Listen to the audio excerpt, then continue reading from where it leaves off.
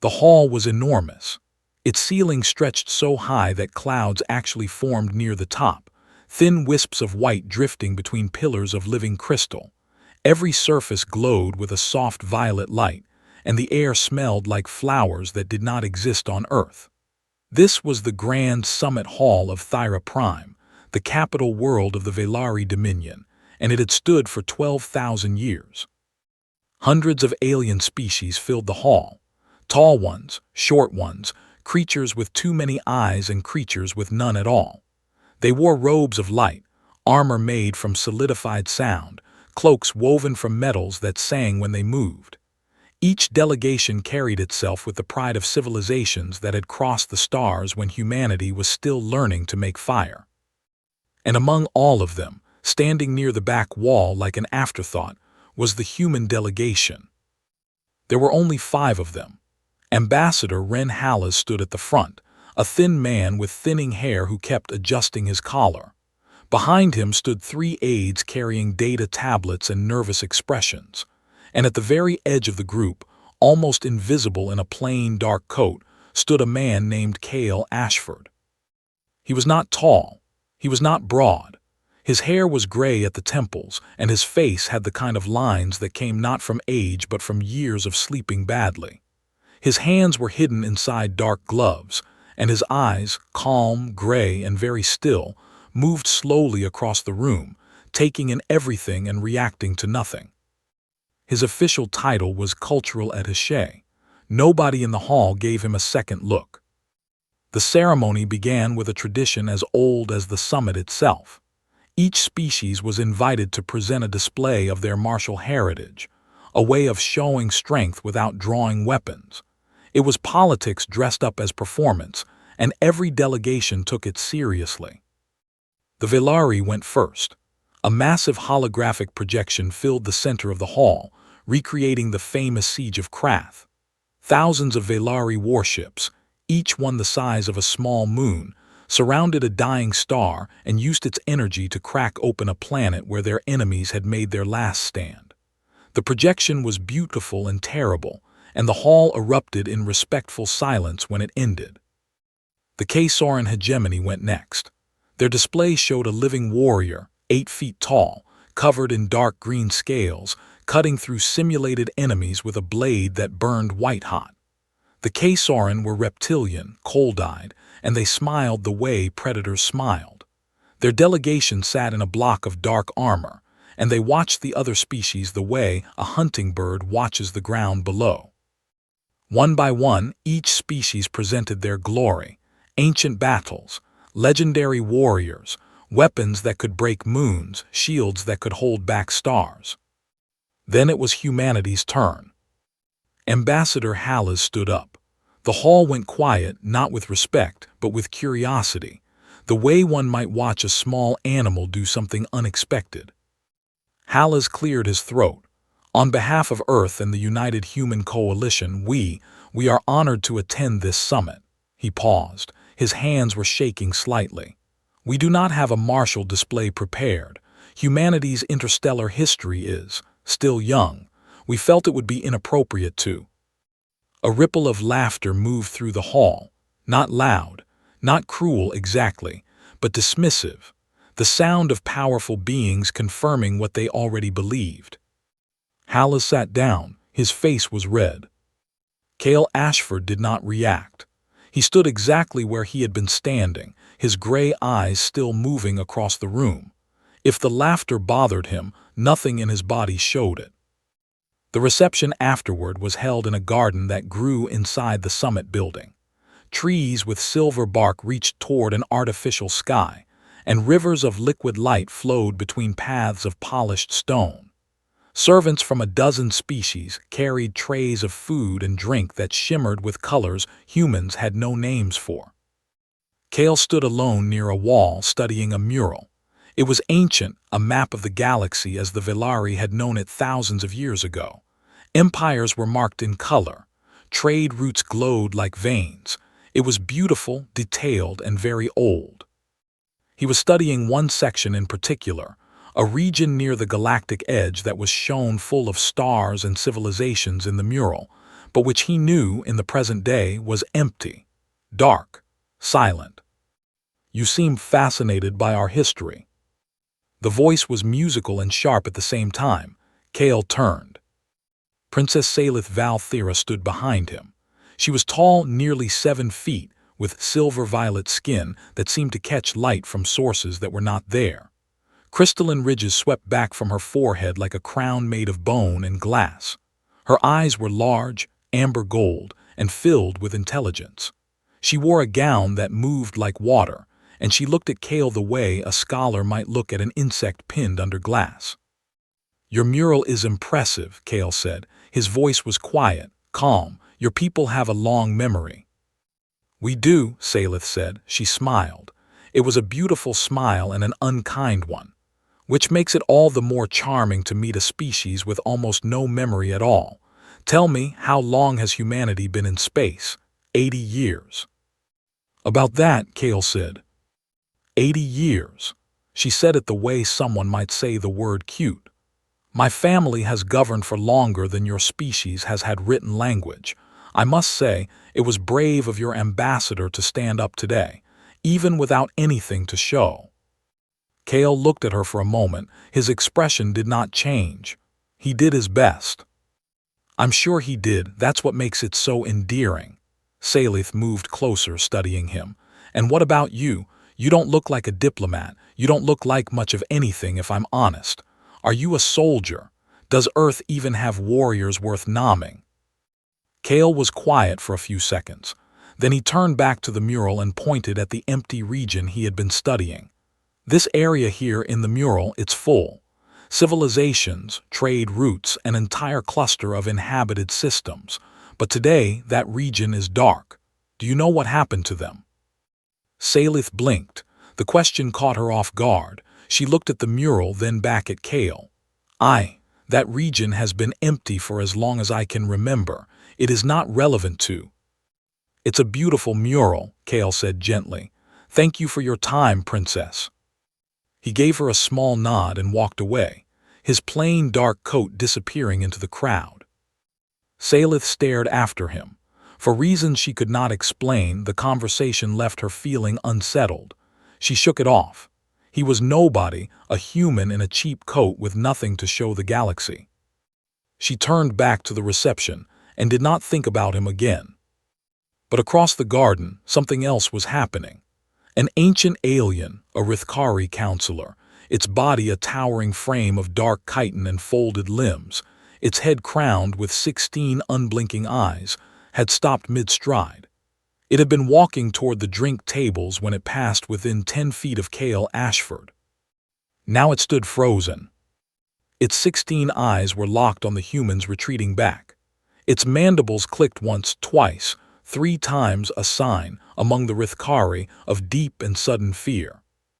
It leaned down to its aid, a smaller creature that skittered nervously at its side. "Contact the intelligence division," the counselor whispered. "Confirm the identity of the human male in the dark coat. Cross-reference with sealed records. Priority classification." The aide blinked. "Counselor, what is it?" The old Rithkari was still staring at the place where Kale had vanished into the crowd. When it spoke again, its voice was barely a breath. "Endmaker." The aide went pale and ran. The second day of the summit moved slowly. Delegations argued over trade routes and border agreements. Diplomats made promises they did not intend to keep. The halls of Thyra Prime hummed with the careful, practiced dishonesty of galactic politics. Kale Ashford attended every session. He sat in the back, said nothing, and watched. Princess Salith noticed him again during a midday reception.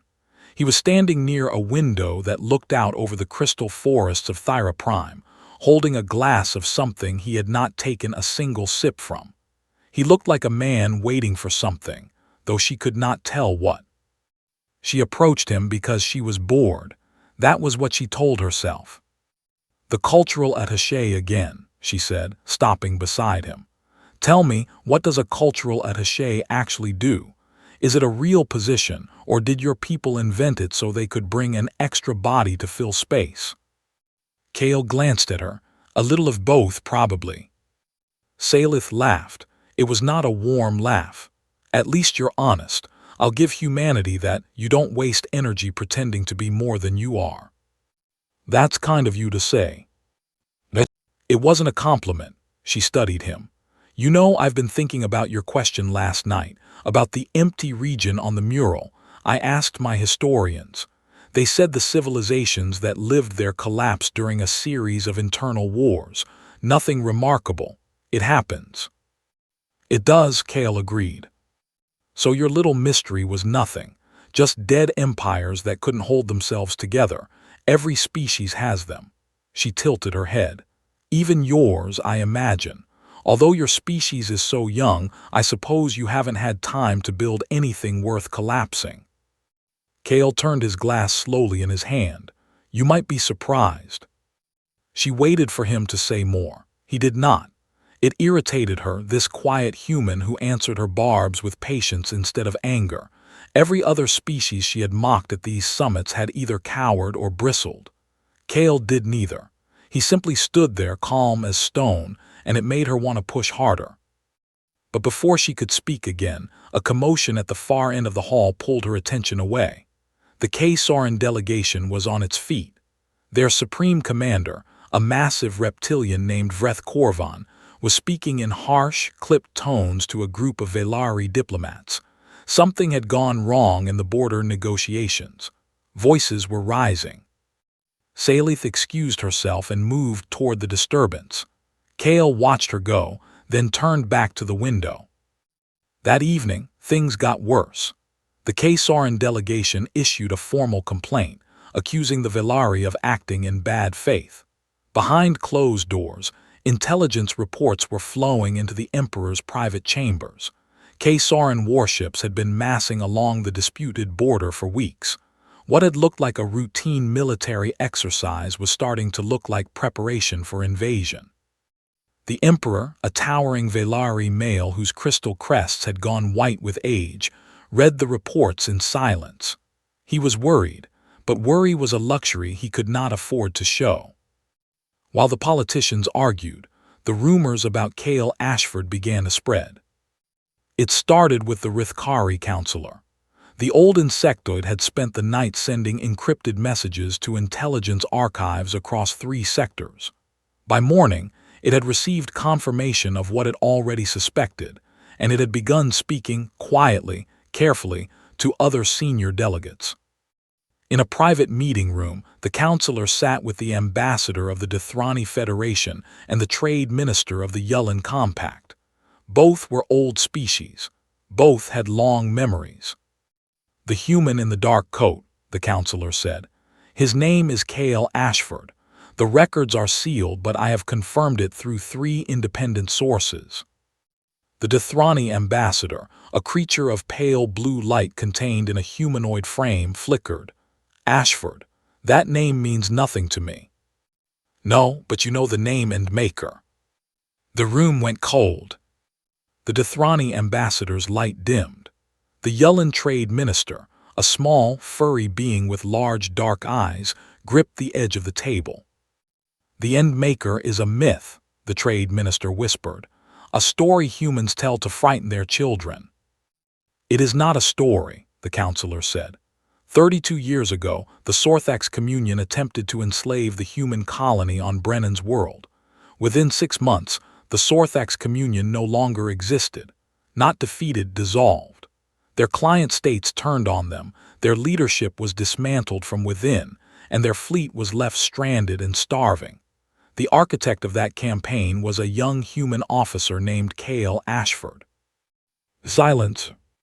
26 years ago, the Drevon Imperium launched a campaign to exterminate humanity entirely.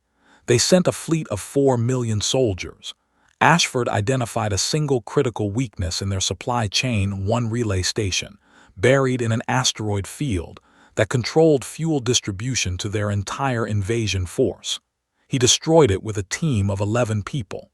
The Drevon fleet starved in open space. The Imperium collapsed within a year. The trade minister's dark eyes were very wide.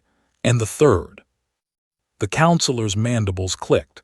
The K-Soren hegemony, their first expansion 30 years ago, they attacked Earth's outer colonies. Ashford ended it in 3 days.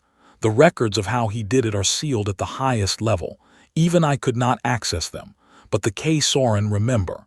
Their current leadership has spent 3 decades trying to bury the humiliation.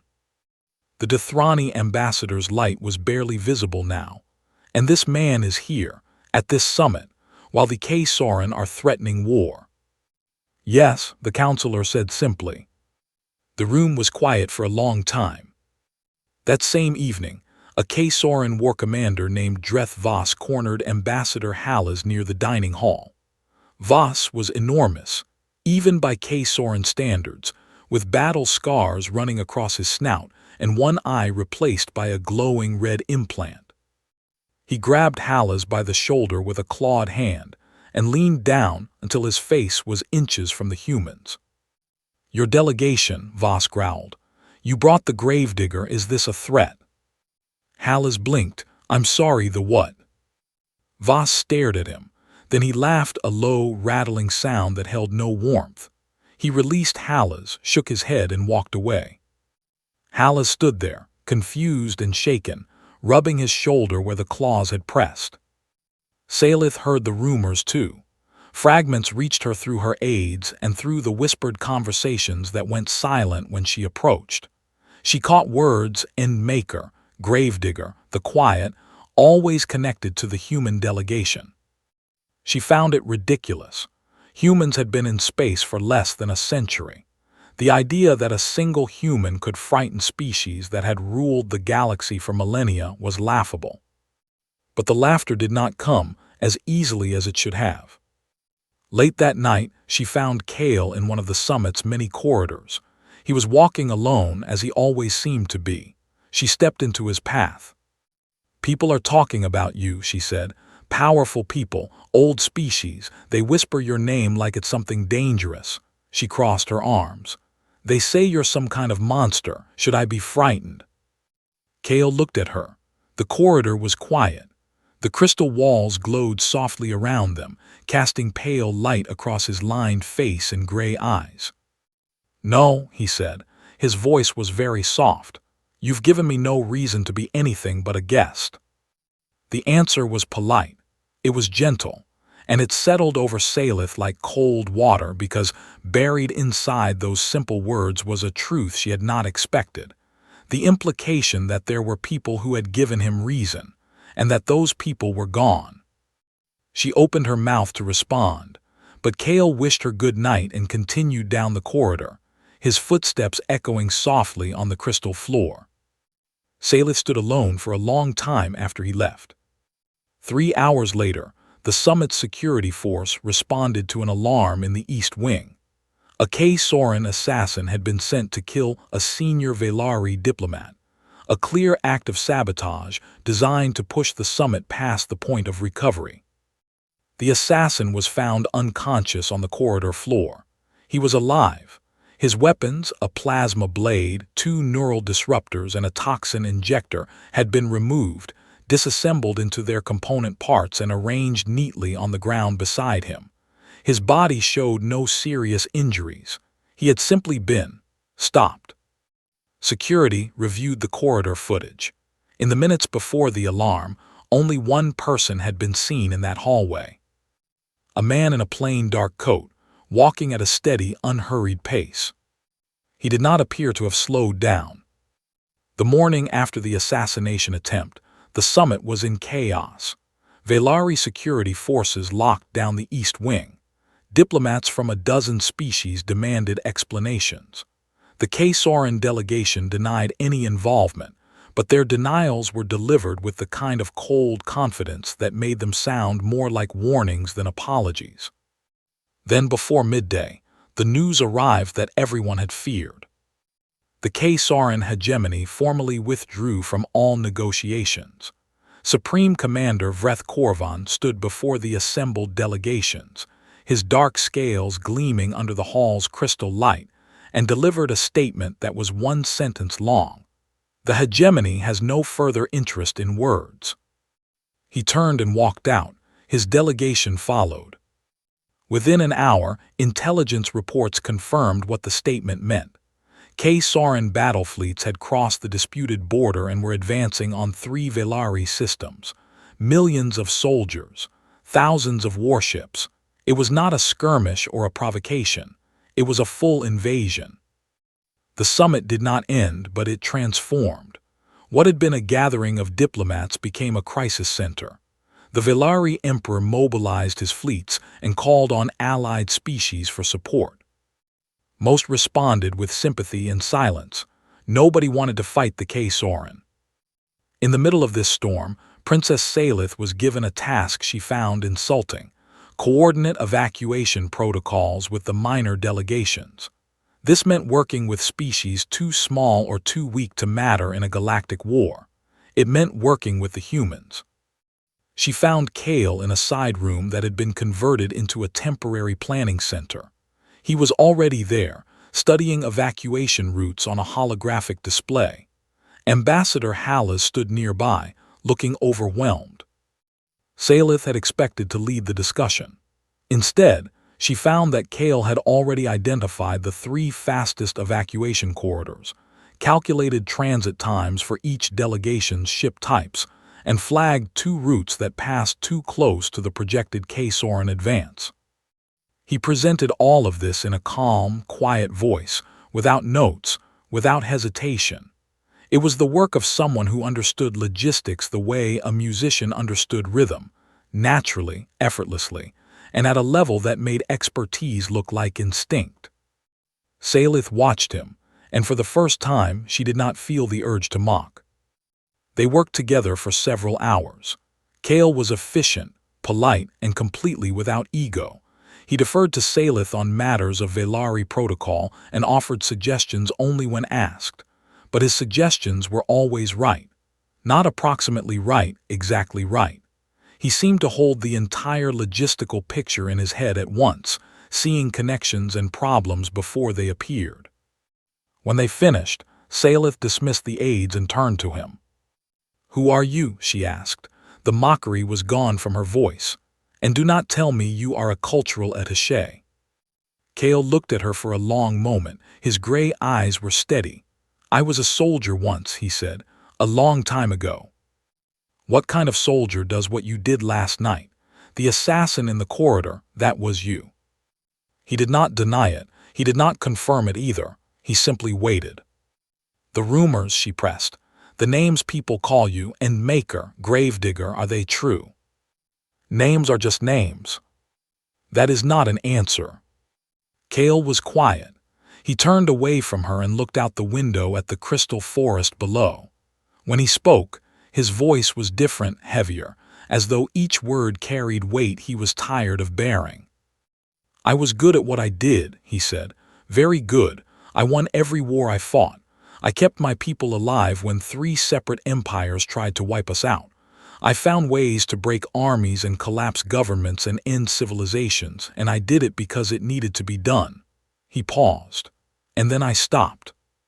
Salith frowned. "Why? If you were the best, why would you stop?" He looked at her. "Because every war I won left a silence where a civilization used to be, and I got tired of the silence." She did not know what to say to that. While Salith and Kale worked on evacuations, the full truth about Kale Ashford was being delivered to the one person who needed to hear it most. In the Emperor's private chambers, the Rithkari counselor stood before the Velari ruler and laid out everything it had gathered. The Emperor, old, powerful, burdened by the weight of an empire under attack, listened without interrupting. The counselor spoke for 20 minutes. It described the fall of the Sorthax communion in clinical detail, how a young human officer had studied their society for months, identified the fractures between their ruling class and their client species, and then applied pressure to those fractures with surgical precision. Propaganda, forged communications, strategic assassinations disguised as internal power struggles. Within 6 months, the Sorthax were not defeated. They simply fell apart from the inside. Their fleet, leaderless and confused, surrendered to a human force 1/10 its size. It described the end of the Drevon Imperium. 4 million soldiers sent to destroy Earth, stopped not by a matching army but by 11 people and a single explosive charge placed on a fuel relay station hidden in an asteroid field that no one thought was important. With their fuel supply gone, the Drevon fleet drifted in open space for 3 months. Millions starved. The Imperium's government, unable to feed its own military, collapsed under the political fallout. Cale Ashford had not just defeated them, he had made them defeat themselves. And then the counselor spoke about the K-Soren, their first war against humanity 30 years ago. The one the current K-Soren leadership had buried so deeply that most of the galaxy had forgotten it happened. It lasted 3 days, the counselor said. The details are sealed. Even I could not access the full record, but what I know is this. The K-Soren attacked human colony worlds with a fleet of 600 warships. On the first day, Ashford sent a single message to the K-Soren command. On the second day, the K-Soren fleet stopped advancing. On the third day, they withdrew completely and signed a ceasefire. The Emperor leaned forward. What was in the message? The counselor's many eyes blinked slowly. I do not know, but in the years since, K-Soren officers who served in that campaign have refused to discuss it. Some of them left military service entirely. One admiral was found weeping in his quarters after the withdrawal and could not explain why. The room was silent. The Emperor stood and walked to his window. Below, his empire was going to war. His people were afraid. His allies were abandoning him. And somewhere in his summit building, a quiet man in a dark coat was helping his daughter plan evacuation routes. Why is he here? The Emperor asked. I believe the humans knew the K-Soren would be aggressive at this summit, the counselor replied. I believe they sent the one person the K-Soren have reason to fear, not as a weapon, as a deterrent. The deterrent failed. Perhaps, or perhaps it has not yet been used. The Emperor turned back. His old eyes were sharp. What do you recommend? The counselor folded its many limbs. I recommend you stop treating the human delegation as children, and I recommend you speak with the man called Ashford before this war consumes your empire. That evening, Salith sat alone in her quarters. She could not sleep. The crystal walls of her room glowed with soft light, but she barely noticed. She was thinking about every conversation she had ever had with Cale Ashford, every mocking comment she had made, every casual insult about humanity. She had called his species children. She had laughed at their ambassador. She had asked if Earth had warriors worth nomming, and she had said it to a man who had personally ended 3 interstellar civilizations.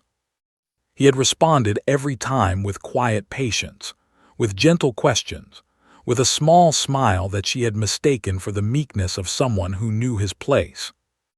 Now she understood. It was not meekness. It was control. The control of a man who knew exactly what he was capable of and who had chosen, deliberately and with great effort, to be something softer. She had poked at a sleeping storm and called it weak because it did not thunder. The horror was not that he could have responded with anger. It was that his patience was a gift, one she had not earned and did not deserve. Her communicator chimed. A message from her father's office. The K-Soren fleet was accelerating. They would reach the first Velari system within 48 hours. And somewhere below, in the communications wing of the summit building, a quiet request was being made. Cale Ashford, cultural attaché, was asking Ambassador Hallas for access to a secure terminal. Hallas, still confused about everything that had happened in the last 3 days, asked why. Cale looked at him with those calm gray eyes and said, because someone needs to end this before it gets worse. The Velari war room was deep beneath the summit building, carved from a single block of living crystal that pulsed with a slow, steady heartbeat. Holographic displays covered every wall, showing fleet positions, supply lines, and the advancing red tide of K-Soren warships pushing toward Velari space. Admirals in silver armor stood around a central table, their crystal crests sharp with tension. This was the brain of the Velari military, and it had never allowed an outsider inside. Until now. Cale Ashford walked in wearing the same dark coat he had worn every day of the summit. He carried nothing, no datapad, no weapon, no insignia of rank. Beside him walked Salith, who had been assigned as liaison by her father. Behind them, at a careful distance, came Ambassador Hallas, who still looked like a man who had walked into the wrong room and was too polite to leave. The admirals stared at Cale with open hostility. Admiral Tyrath, the fleet commander, a broad Velari male with battle scars running through his crystal crests, stepped forward. "The Emperor has ordered us to extend every courtesy to the human delegation," Tyrath said. His tone made it clear what he thought of that order. "You are welcome to observe. You are not welcome to interfere." "I understand," Cale said quietly. He moved to the edge of the room and began studying the displays. The admirals returned to their planning, and for an hour Cale said nothing. He simply watched. His gray eyes moved from screen to screen, absorbing data, fleet compositions, formation patterns, communication frequencies, supply chains. Salith stood near him and noticed that his lips moved occasionally, as though he were doing calculations in his head. Then he began asking questions. They were not the questions the admirals expected. He did not ask about weapons, shield strengths, or fleet numbers. He asked about K-Soren clan structures. He asked about the personal rivalries between their commanders. He asked which K-Soren officers owed favors to which warlords, and which clans had grudges that went back generations. He asked about their sacred communion frequencies, a military communication channel that the K-Soren considered holy, and which no enemy had ever successfully disrupted. The admirals exchanged confused looks. Salith answered what she could. Velari intelligence filled in the rest. After 3 hours, Cale asked for permission to speak. The room went silent. "Your fleet is outnumbered," he said. His voice was the same as it always was, quiet, calm, without any drama. "A direct engagement will cost you between 6 and 8 million casualties, and you will likely lose 2 of the 3 contested systems. Your allies have declined to help, which means you are alone. These are the facts." Admiral Tyrath's jaw tightened. "We are aware of the facts, human. I have a plan that will end this war in 3 days, with fewer than 10,000 casualties on both sides." The room went very still. Cale laid it out. He spoke for 40 minutes without stopping, without notes, and without ever raising his voice. The plan was intricate, layered, and built on a foundation that had nothing to do with firepower. He proposed feeding false intelligence through channels they knew the K-Soren had compromised, making it appear that the Velari fleet was pulling back to protect the homeworld. This would encourage the K-Soren to overextend their advance, stretching their supply lines thin. He proposed exploiting the rivalry between 2 specific K-Soren fleet commanders, Admiral Drethvas and Commander Sorek Kine, who led the 2 largest attack groups. Intelligence showed they despised each other. If the false intelligence was crafted carefully, each would race to claim glory before the other, splitting their combined force. And then, the piece that made the Velari admirals recoil. He proposed using the sacred communion frequencies against them. Not to send false orders, but to flood the channel with interference at the exact moment the K-Soren fleet was divided and confused. It would sever their communication for hours, leaving individual ships and squadrons unable to coordinate. "That is a violation of every principle of civilized warfare," Admiral Tyrath said, his voice cold. "The communion frequencies are sacred to the K-Soren. To use them as a weapon would be effective," Cale said. "Dishonorable." Cale looked at the admiral. "So is losing.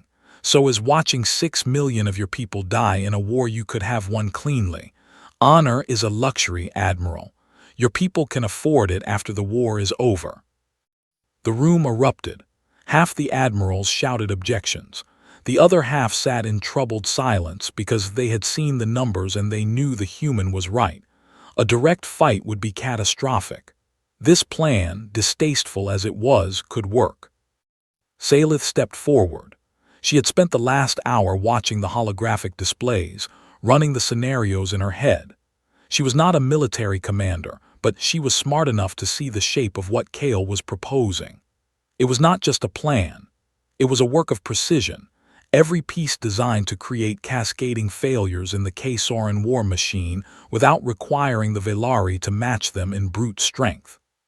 "Father," she said, turning to the Emperor's holographic presence in the room, "our admirals are right that this plan is distasteful, but the alternative is a war that will bleed our empire dry.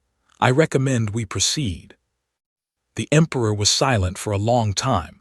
Then he gave the order. Over the next 3 days, the galaxy watched in confusion as the Velari war effort seemed to stumble, then suddenly turned into something no one could explain. On the first day, the Velari fleet appeared to retreat. Ships pulled back from 2 of the 3 contested systems in what looked like a panicked withdrawal toward the homeworld. K-Soren intelligence reported the movement with satisfaction. Supreme Commander Korvan, sensing weakness, ordered a full advance. Both Admiral Voss and Commander Kine pushed their fleets forward, each trying to be the first to claim Velari territory. The K-Soren supply lines stretched thin across vast distances of open space. On the second day, things began to fall apart for the K-Soren, though they did not realize it yet. The carefully crafted false intelligence reached both Voss and Kine through different channels, each message suggesting that the other commander was planning to claim sole credit for the invasion. The rivalry, already bitter, turned toxic. Voss redirected a third of his ships to secure a system that Kine was approaching. Kine, furious, split his own force to cut off Voss. What had been a unified invasion fleet became 2 separate forces moving in different directions, neither covering the other. That same day, a small ship, human-built, running silent, invisible to every scanner the K-Soren possessed, slipped into the heart of the K-Soren communication network. Nobody in the war room had known it was in the system. Even Ambassador Hallas stared at the display in shock. Kale said nothing. The ship reached the K-Soren central relay beacon, the hub through which all fleet communications were routed, and activated a device that flooded every frequency with noise. The K-Soren communion channel went dark. For 11 hours, their fleet was deaf and blind. On the third day, the Velari fleet struck. They had not been retreating, they had been repositioning, moving to exactly the coordinates Kale had calculated 3 days earlier. They hit Voss's fleet first, catching it out of formation and unable to call for support. Before Voss could regroup, the Velari had already turned to engage Kine's separated force. Each battle was short and decisive. The K-Soren fought bravely, but bravery without coordination was just chaos. By evening it was over. The K-Soren fleet, fractured and leaderless, sent a signal of surrender. Total casualties across both sides, 7,412, in a war that military analysts had projected would kill 30 million. The war room erupted in celebration. Velari officers embraced each other. Admiral Tyrath stood staring at the display, his expression caught between relief and something that looked like awe. In the corner of the room, Kale Ashford sat in a chair that someone had brought him at some point during the second day. He did not stand. He did not celebrate. His eyes were closed and his head was tilted back against the wall. His hands, still gloved, rested in his lap. Salith walked over to him. The noise of the celebration was loud behind her, but around Kale there seemed to be a pocket of silence. She looked at him closely. He was not sleeping. He was breathing slowly, deliberately, the way someone breathes when they are trying very hard to hold themselves together. His face, always so calm and controlled, showed something she had never seen on it before: exhaustion. Not the tiredness of missed sleep, but the deep, hollow weariness of a man who had just done something he had sworn he would never do again. He had built a machine of war in his mind, wound it up and set it loose. He had done it brilliantly. He had done it with minimal bloodshed, and it had cost him something that she could see but not name. She sat down beside him without speaking. After a long time, he opened his eyes. 7,000 people, he said quietly. I told them fewer than 10,000. I hoped it would be fewer than 5. You saved millions, Salith said. I know. He closed his eyes again. That's what I told myself the first time, too. They sat together in silence while the war room celebrated around them. Later, when the terms of surrender were being drafted, a message came from the K-Soren flagship. Supreme Commander Vreth Korvan was not requesting to speak with the Velari Emperor. He was not requesting to speak with any admiral or diplomat. He was requesting a private meeting with Kale Ashford.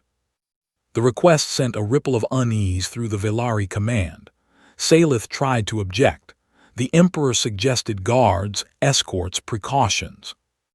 Kale shook his head. He won't hurt me, he said.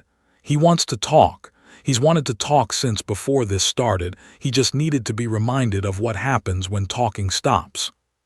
He straightened his dark coat, rolled his shoulders like a man preparing to carry something heavy, and walked out of the war room alone. Nobody knew what happened in the room where Kale Ashford met Supreme Commander Vreth Korvan. The meeting lasted 2 hours. No recording devices were allowed. No guards stood inside the door. 2 of the most dangerous individuals in the galaxy sat across from each other in a small conference room in the belly of the summit building, and the rest of the world waited. When the door finally opened, Korvan came out first. He was changed. The cold arrogance that had defined him throughout the summit was gone. In its place was something quieter, not defeat, not shame, but a kind of heavy clarity.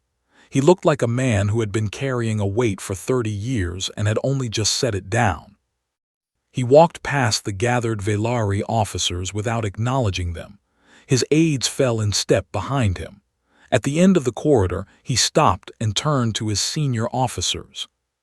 The quiet remembers what we did 30 years ago, Korvan said. His voice was rough. He has offered us what he did not offer the others, a future. We will not waste it. He said nothing else. He boarded his shuttle and returned to his fleet. Within a day, the K-Soren agreed to a full withdrawal from all Velari territory. They agreed to reparations. They signed a non-aggression pact that was more generous than anything the Velari had dared to propose. The terms were not humiliating. They were fair, even kind, and that confused everyone. Salith asked Kale about it afterward. You could have demanded anything, she said.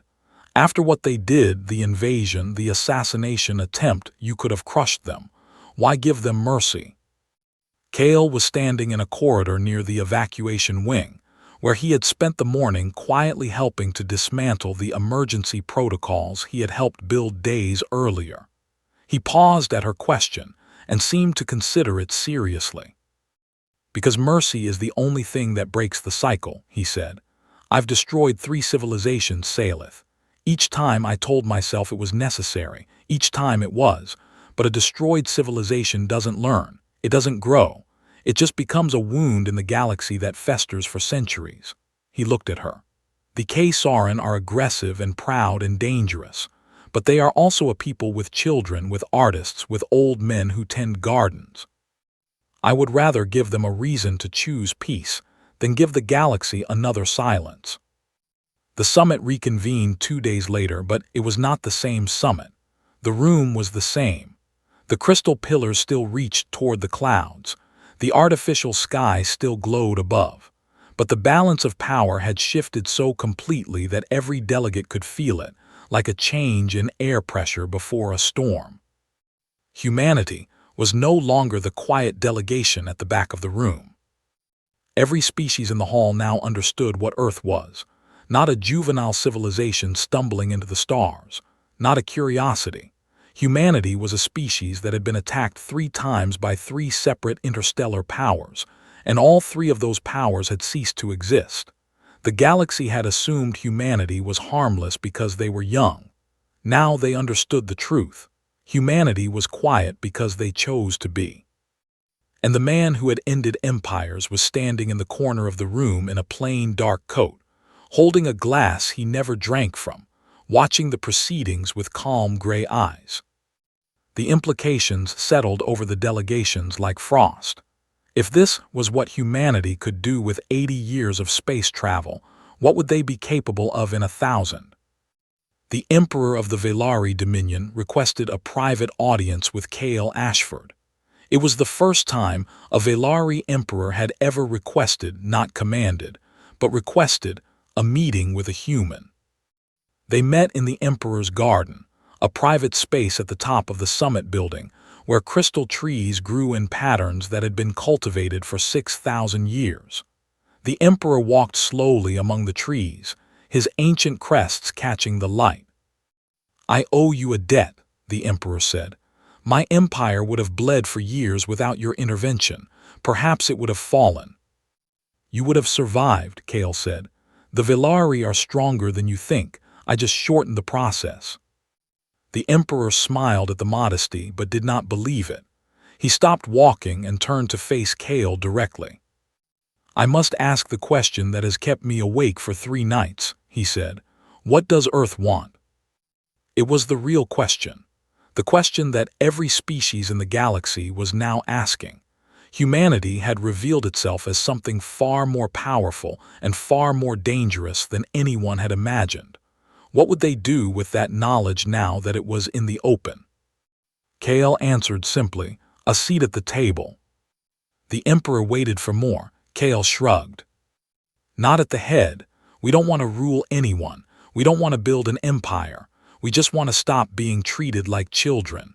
We want to be partners, real partners, with a voice in the decisions that affect our region of space.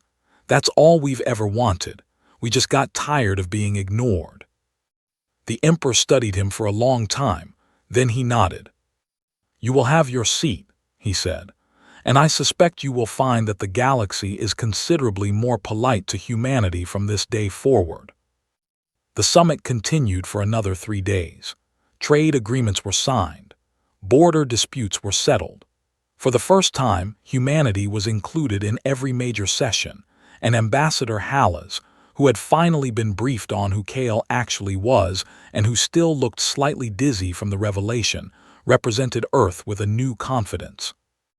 On the last evening, Salith found Kale where she knew he would be, on the balcony overlooking the crystal forest. The suns of Thyraprime were setting, casting the forest in shades of amber and violet. The trees sang softly in the wind, a sound like distant bells. He was leaning against the railing, watching the light change. He looked tired. Not the sharp, controlled tiredness she had seen in the war room, but something gentler, the fatigue of a man who had been carrying something heavy for a very long time and was, perhaps, beginning to believe he could put it down.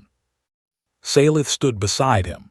She had spent 2 days preparing for this moment, and now that it was here, words felt insufficient. In Velari culture, a spoken apology to someone you had deeply wronged was considered inadequate. Words were too easy, too cheap. For true wrongs, the Velari had a gesture, the Val Korath, a physical expression of profound respect, reserved for those acknowledged as honored equals. It required the person performing it to lower their crystal crests, exposing the most vulnerable point of a Velari skull, and to hold that position for a count of 10. It was an act of trust, of humility, and of recognition. No Velari royal had ever performed the Val Korath for a human. Salith turned to Kale, lowered her head, and let her crystal crests fold down until the soft, unprotected skin beneath was fully exposed. She held the position in silence, counting slowly, feeling the cool evening air against the one part of her body she had been taught since birth to never leave unguarded. Kale was still. When she finally raised her head, she saw that his expression had changed.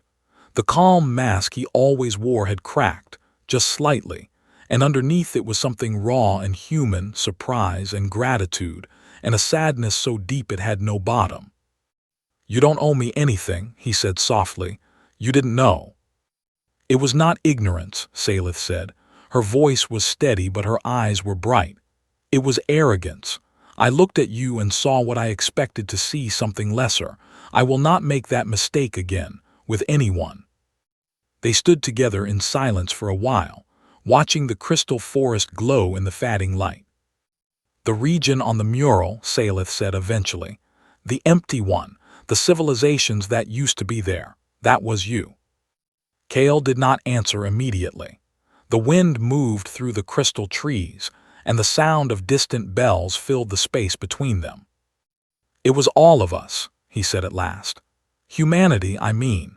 When your back is against the wall, when you're a small, young species and the galaxy keeps trying to kill you, you'd be amazed what 8 billion scared, stubborn people can do."